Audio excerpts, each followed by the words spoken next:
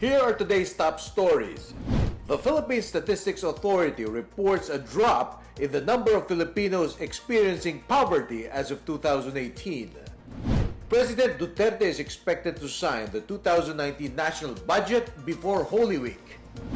Lawmakers from Albay oppose plans to ban provincial buses from passing through EDSA.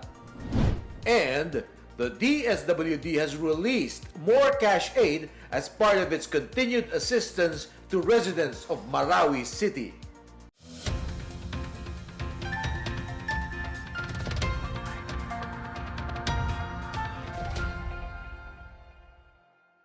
Good day, I'm Rom Dulfo. Welcome to the PNA Newsroom.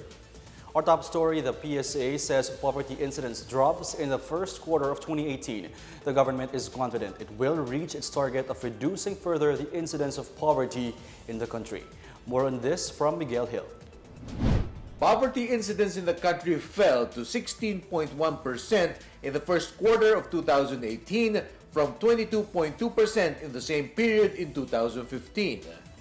The Philippine Statistics Authority says the government has hit the target of lifting at least 1 million people from poverty annually.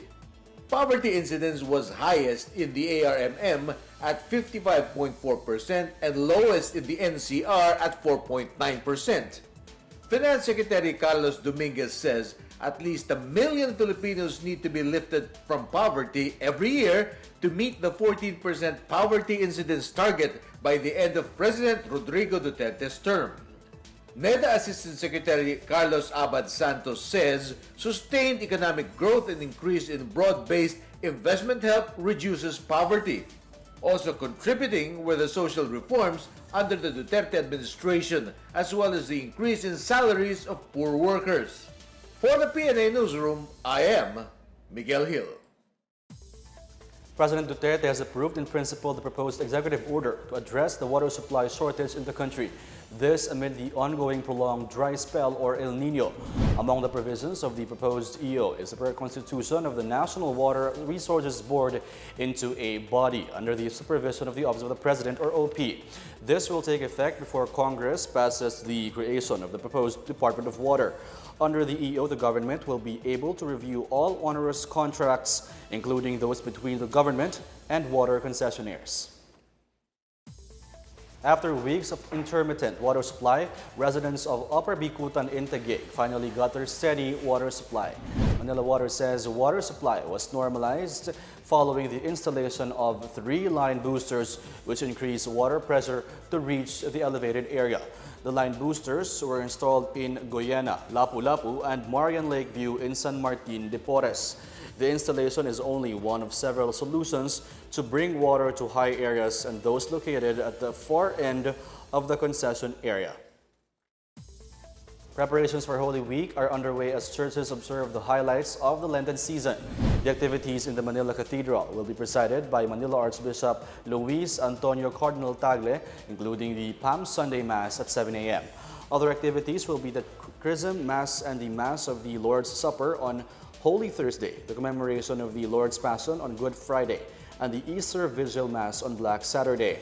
On the other hand, Lenten activities in the Quiapo Church will be held as usual. Among its activities are the Pabasa ng Poong Mahal from Holy Monday until Holy Wednesday, the Sinaculo at the Plaza Miranda on Wednesday, and Nazareno Procession on Good Friday. Meanwhile, the Bureau of Immigration is on heightened alert on all airports and seaports in anticipation of the influx of passengers during the Lenten break. Travel and Border Control personnel will assist frontline officers to prevent the entry of undesirable aliens into the country. They also remain on the lookout for suspected human trafficking victims. Senator J.V. Ejercito seeks a tripartite meeting to settle issues in the Motorcycle Crime Prevention Act, and Malacanang dismisses the latest dare by the Ocho Derecho candidates for President Duterte to ride a jet ski and assert the country's rights over the West Philippine Sea. More on these and other news around the metro from Janice Cave. Senator J.V. Ejercito is asking for a tripartite meeting regarding the Motorcycle Crime Prevention Act. Ejercito wants the Land Transportation Office, motorcycle riders, and anti-crime civil society groups to settle the issues on the laws implementing rules and regulations. President Duterte earlier said he will call for the suspension of the motorcycle law due to opposition towards the installation of double license plates and large fines. Meanwhile, Malacanang says the Ocho Derecho candidates were trying to pull off another publicity stunt by reminding President Duterte of his campaign promise that he would ride a jet ski to assert the country's rights over the West Philippine Sea. Presidential spokesperson Salvador Panelo says it was an attempt to criticize President Duterte's policy on China and remind them that it was during the administration of President Benigno Aquino when the Philippines lost the disputed area. In other news, the Commission on Elections appealed to candidates in the May 13 midterm polls to avoid holding their motorcades on narrow and congested streets of Metro Manila. COMELEC urges candidates to be more considerate by not blocking small roads while campaigning. For the PNA Newsroom, I'm Janice Cave. Still to come, President Duterte is expected to sign the 2019 national budget before Holy Week.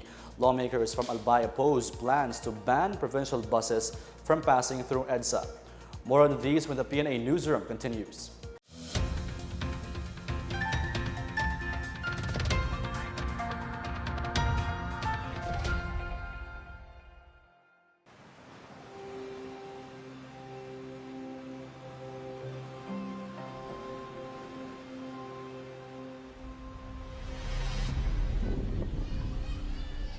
The Environment, Tourism and Interior Departments recommended to close Boracay for 6 months. To address issues such as illegal structures and faulty drainage systems that is affecting Boracay's prized beach. The last time na nandito is 2017. It's actually crowded. Sobrang dami ng tao. Everywhere, makikita mo talaga bars and drinks and makalat talaga. We had more cases of skin disease. We had more cases of diarrhea.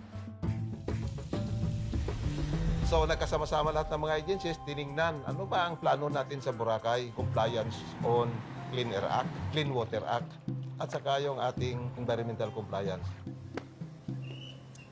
When they started demolishing, we saw that there was action, that they put their money where their mouth is. Lahat ng nagamit na tubig ng customer, we collect it through our sewer lines and then it goes through a treatment process sa treatment plant. It was nice that it happened. Finally, Boracay got the attention it is in deep need of. I think a lot of work was done during the closure. The water is clear, the oceans are clean, there seems to be a lot of wildlife returning. We had for the first time in 10 years, we had turtles hatching on the beach a couple of days ago. During the closure, you could see like the eagles came back and everything that we have had for a long time. Pumasyal pa nga yung mga kwan dito Udanding, galing na Cebu. In the end, it's a good thing, yes. It was hard for us, but it was also a wake-up call. The beach was cleaned up and is officially set to reopen on October 26th.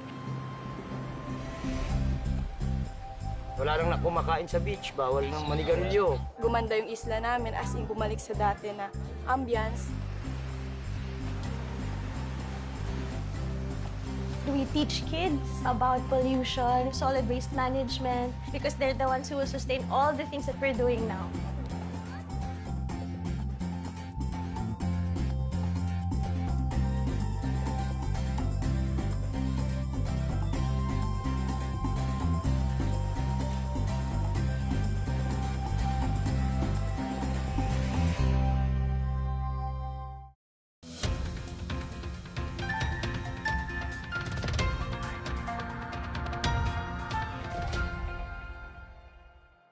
President Duterte is likely to sign the 3.7 trillion peso national budget for 2019 before the Holy Week. Cabinet Secretary Carlo Nograles says the Office of the President and the Budget Department are currently vetting the budget after receiving a copy of the General Appropriations Act or GAA on March 26. Nograles says signing the budget would allow the President to veto it rather than allow it to lapse into a law which will be approved without changes. It will also pave the way for the completion of the infrastructure projects for 2019 under the Duterte administration's Build, Build, Build program. He also emphasized the need for closer coordination between two houses of Congress to avoid another delay in the budget's passage. The Bangko Sentral ng Pilipinas, or BSP, and the Bankers Institute of the Philippines, Incorporated, are working to protect the integrity of the peso through the clean note and coin policy.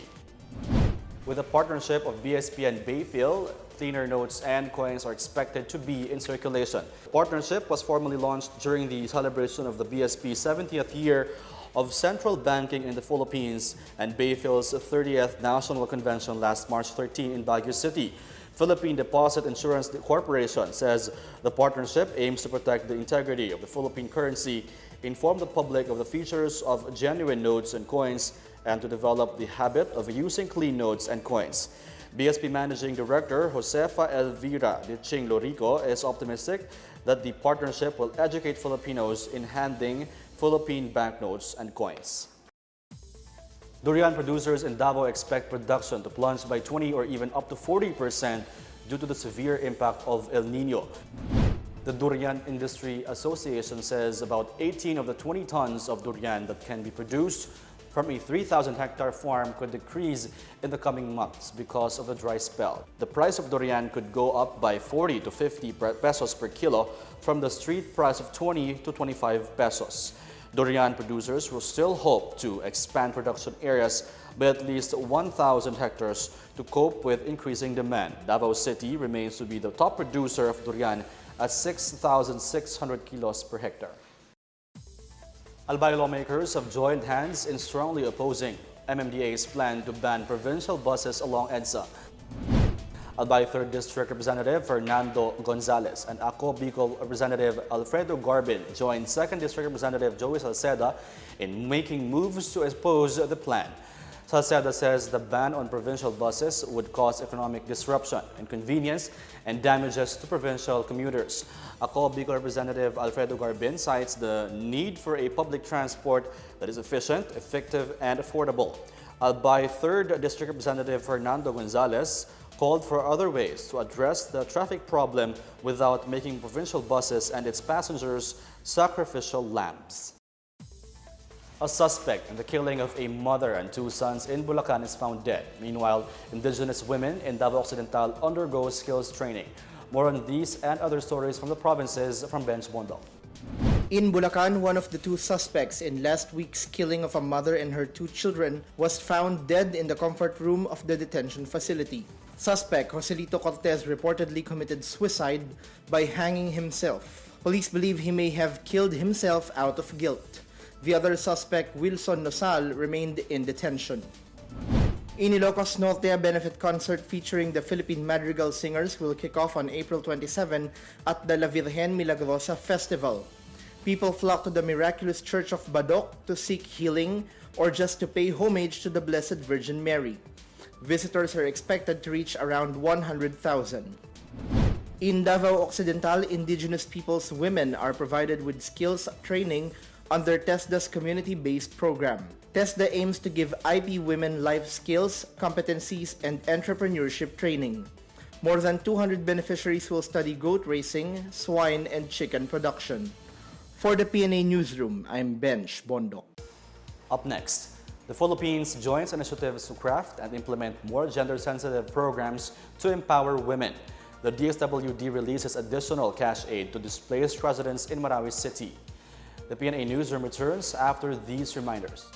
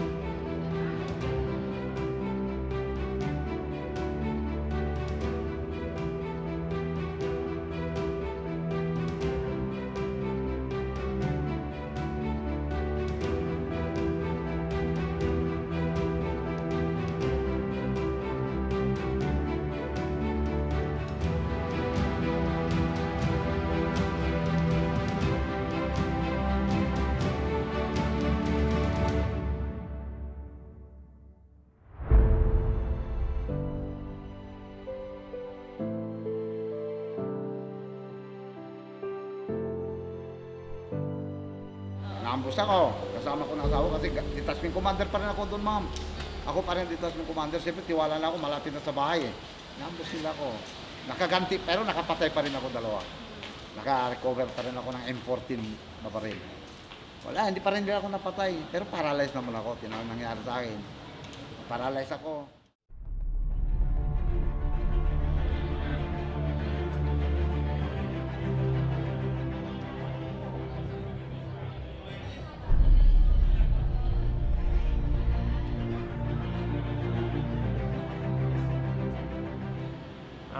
Right now, we're on more or less on maintenance phase of the therapy.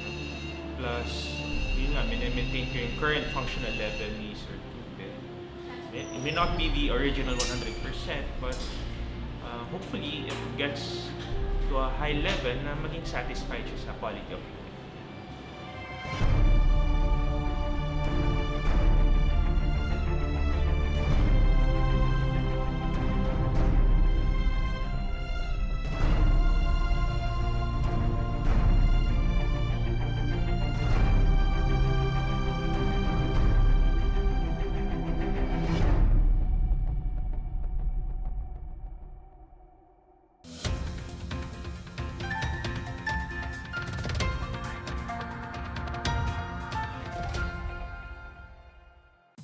PCO is proposing a more gender-sensitive programs in the Philippines with focus on further empowering women. PCO Assistant Secretary Marie Rafael made the proposal during the Australian Regional Women's Leadership Initiative in Phnom Penh, Cambodia. Rafael says PCO is actively engaging with other countries on how to be more gender-sensitive and is hoping to come up with programs that could benefit genders in the country. In our foreign news, British Prime Minister Theresa May met with German Chancellor Angela Merkel and French President Emmanuel Macron on Tuesday as the UK leader prepares to request another Brexit extension from the European Union. The House of Lords and House of Commons approved proposals to force May to delay the date of Brexit. With just days to go before the Brexit deadline on April 12, May will now have to ask the European Union to extend Article 50 in order to avoid a no-deal Brexit scenario. The cross-party proposal was raised through the House of Commons in a single day last week and has completed its journey through the House of Lords on Monday night. Meantime, Europe ministers expressed openness to a delay to Brexit, but only if May was able to present EU leaders with a real plan to use the extra time. In sports, Ilagan City collected gold medals at the 4th Brillante International Dance Sport Championship in Singapore. Justin Aglugob and Isa Jacinto bested the rivals in the Standard Juvenile A event, while Ricky Nelson Lagi Jr. and Colleen Pasqua finished runner-up. Mickelson, Diolazo, and Absi Takiki bagged the gold in Latin Juvenile B and later settled for first runner-up in Latin Juvenile A. In Junior Standard C and Pre-Amateur Standard C categories, Lance Mabitazan and Princess Diane Valdez tabbed first runner-up, while Nicole Gatdula and Rosel Kilang took second runner-up. The 4th Brillante International Dance Sport Championship, organized by the Dance Sport Academy, featured guest artists Kirill Belorukov and Polina Teleshova from Russia and top adjudicator dancers from around the world. The Department of Social Welfare and Development has released more cash aid as part of its continued assistance to the residents of Marawi City. The financial assistance will cover their needs and help them start their own livelihood. Sweet Lukmanov from the Philippine Information Agency, or PIA, filed this report. Around 700 displaced families from Bangulo Poblacion flocked to Lanao del Sur Provincial Capital Gymnasium on April 6 to receive 73,000 pesos cash assistance from the Department of Social Welfare and Development under the agency's Livelihood Settlement Grant and Transitory Family Support Package. LSG is DSWD's 20,000 worth of financial assistance intended to help Marawi IDPs to start their own business, while the TFSP of 53,000 pesos is the family's food, shelter, education, and other non-food items. Aside from financial assistance, the displaced families also received a pabaon package consisting of canned goods and other food items. DSWD Undersecretary Felicimo Budjongan assured that they would continue continue to assist or bring intervention for the IDPs until they go back to their normal lives.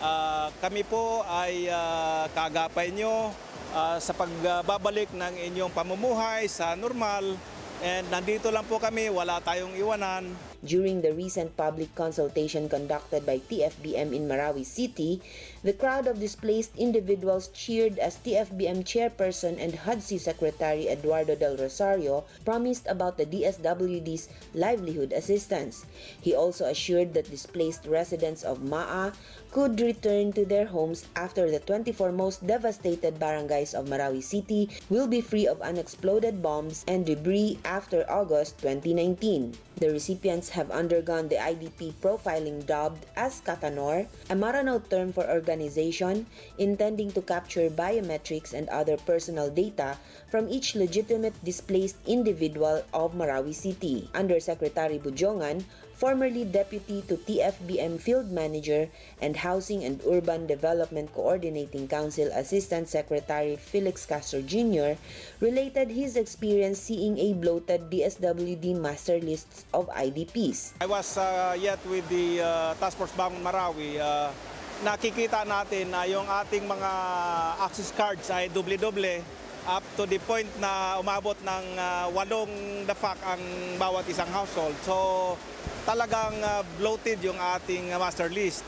So therefore, we conducted the Katanor para to come up with the clean list kung saan ito na ang gagamitin natin upang tayo ay magbigay ng assistance sa mga IDPs. We see to it na yung mga karapat-dapat lang ang mabigyan natin ng suporta at tulong galing sa ating pamahalaan. Bujongan also eased the Maa renters' worries, being not able to receive livelihood assistance from the government. With the guidance of the Task Force Bangon Marawi, headed by Secretary Ed Del Rosario, we will conduct an IDP profiling through the Katanor system natin. Kung meron na tayong clean list, then we will also provide some intervention for them. We hope and we pray to Allah bibigyan pa tayo ng mahaba-habang pasensya. Together with Wilnard Bacelonia, for PNA Newsroom, Sweet Lukman, Philippine Information Agency. Let's now check out the weather forecast for Metro Manila and the rest of the country.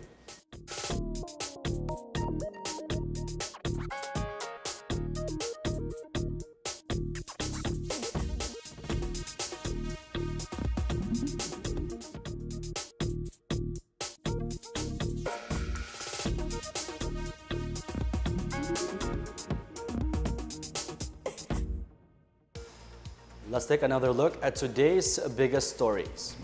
The Philippine Statistics Authority reports a drop in the number of Filipinos experiencing poverty as of 2018.